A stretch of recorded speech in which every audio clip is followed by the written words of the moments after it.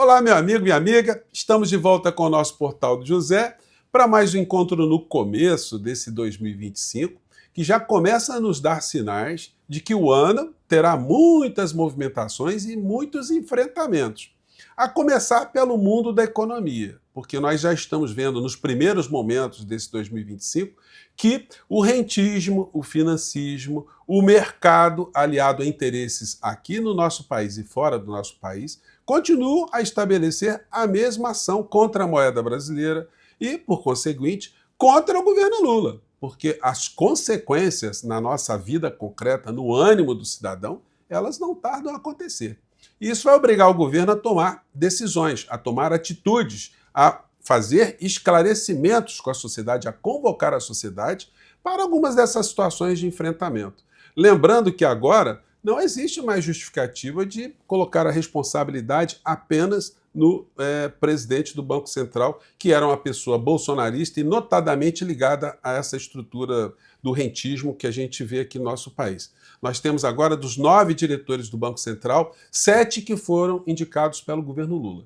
Isso vai fazer com que a sociedade reflita bastante sobre o papel do Banco Central, sobre as indicações do governo, sobre qual é a política que o governo quer bancar e qual é o tipo de enfrentamento possível para se ter no nosso país, no momento em que nós estamos vendo também um outro tipo de embate ser colocado às nossas vistas, que é a quadrilha que existe dentro do Congresso Nacional assaltando o dinheiro público para seus benefícios pessoais, os seus interesses políticos cartoriais, que foram barrados no último momento por ações muito contundentes do ministro Flávio Dino.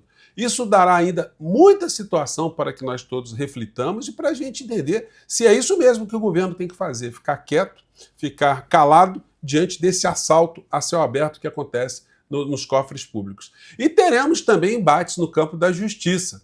Muitos embates que vão colocar essas figuras do mundo cão cada vez mais perto da cadeia.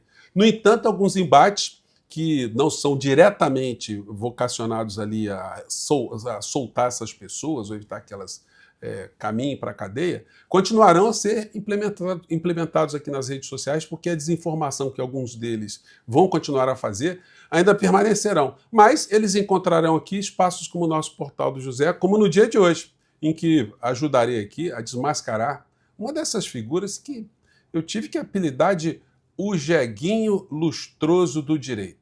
Por que eu tenho que falar assim? É porque essas figuras, eles cometem tantas insanidades, intoxicam de forma consciente uma parcela tão importante da sociedade que só de uma maneira muito contundente para a gente ajudar a desmascará-los, né?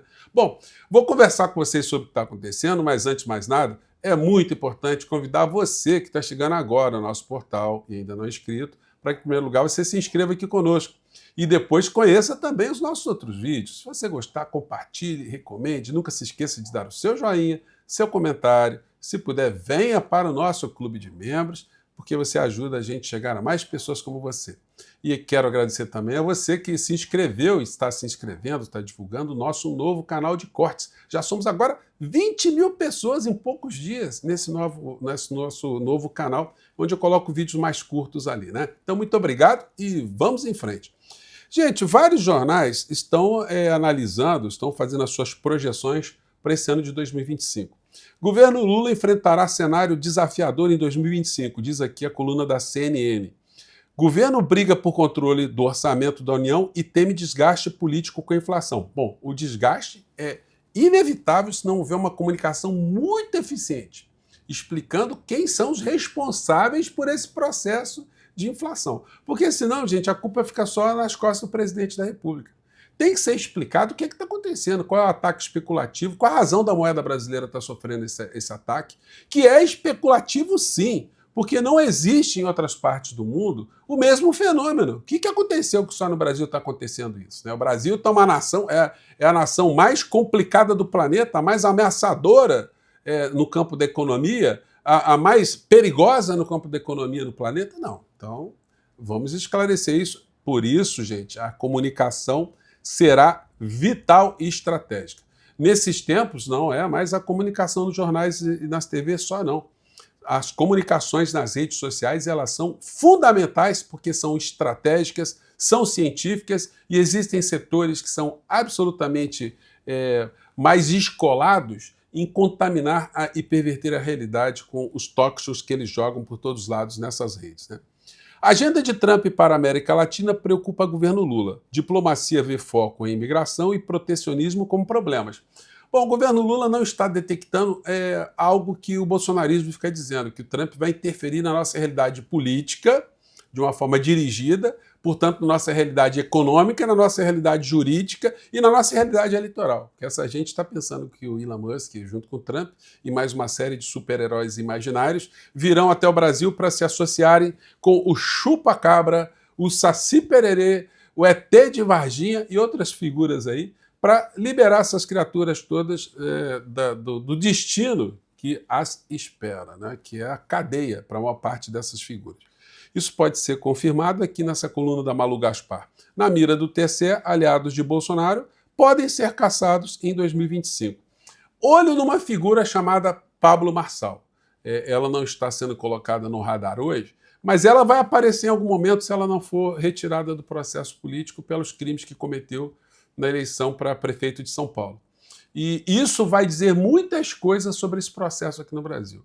Isso faz com que o governo Lula seja um governo de muitas entregas e que essas entregas sejam perceptíveis pela maior parte da sociedade, porque se isso não acontecer, olha, o que aconteceu nos Estados Unidos com a eleição de Trump é um exemplo muito importante, porque a economia lá estava arrumada, os indicadores econômicos estavam positivos, no entanto, a insanidade prevaleceu e o Trump se converteu em presidente dos Estados Unidos. Ainda bem que ainda temos tempo para lutar e reverter uma série de situações que estão acontecendo no Brasil. Daí a gente chega a essa situação absolutamente inaceitável no Brasil, né? Que é a normalização da barbárie que essa gente ainda continua a fazer e, sobretudo, aqueles que eu tenho apelidado de os jeguinhos lustrosos do direito. E eu vou mostrar aqui para vocês o que acontece. A matéria aqui diz: policial cometeu crime ao ameaçar Natuzaneri, diz a advogada jornalista. A Natuzaneri está super abalada. A moça foi fazer compras no supermercado, de repente chega um desconhecido para ela, começa a falar uma série de coisas meio complicadas, dizendo que ela tem que ser aniquilada. Olha, gente, num país onde tem gente que diz que queria matar ministro, queria matar o presidente da República, o vice-presidente da República, gente que tentou explodir um caminhão-tanque no aeroporto, gente que fechou a estrada, gente que entrou no aniversário do outro e matou um líder do PT, gente que está fazendo barbaridade, que se explodiu na frente do Supremo Tribunal Federal. Aí vai uma pessoa e diz que jornalista como ela tem que ser aniquilada. Obviamente, isso aí não é coisa aceitável, né? Exceto para os jeguinhos lustrosos. Para os jeguinhos lustrosos, olha só, ele publica um vídeo em que, de repente, para ele a responsável é a vítima, a Natuzaneri. Veja aqui a construção aqui da criatura e vê se dá para a gente passar por isso sem fazer aqui algum tipo de observação no nível da chacota, né? Observem. O BO da Natuzaneri está quebrando a internet, com fatos, com boatos, mas Deltan, o que realmente é fato nessa história? E quem que tá certo, quem tá errado nisso tudo? É o que eu vou contar para você, e você vai se surpreender com quem com certeza tá errado, e tá muito errado nesse caso, especialmente com a reação do ministro Gilmar Mendes, que é um escândalo, e eu vou mostrar... Então, no final da história, a culpa é do ministro Gilmar Mendes, né? Aí vem a desinformação que a gente tem que combater aqui como uma ferramenta que essa gente usa para perverter a realidade e ganhar cada vez mais, através do ódio e da desinformação, espaço político. Disse ele que ele publicou um tweet aqui de uma pessoa que ele julga até ser mais especialista do que ele, já que ele está nesse campo dos quadrúpedes, né? Me desculpem, gente, mas olha, não dá para a gente ser leve com esse tipo de comportamento mal-caratista, não. Veja aqui o que ele disse. Vamos lá. Se um policial se pronuncia verbalmente... Deixa eu ver se eu consigo aumentar. Pronto. Se um policial se pronuncia verbalmente em supermercado fora do local e horário de trabalho e fora do exercício das suas funções, ele age enquanto cidadão comum e, portanto, questionam se caberia qualquer investigação da Corregedoria de Polícia. 2. Gente, olha só. Senhor Dallagnol, o jeguinho lustroso, o senhor, quando entra para o serviço público, em várias funções, o senhor tem uma obrigação de manter um decoro, um comportamento compatível com a função que o senhor vai exercer. Aliás, quando o senhor passa num concurso público por essas funções, isso está implícito. E uma das funções que nós temos no Brasil é a de policial, ou funções de policiais. O senhor no Ministério Público, o senhor deveria saber que fora das suas atividades, o senhor não pode fazer uma série de atos incompatíveis com a função.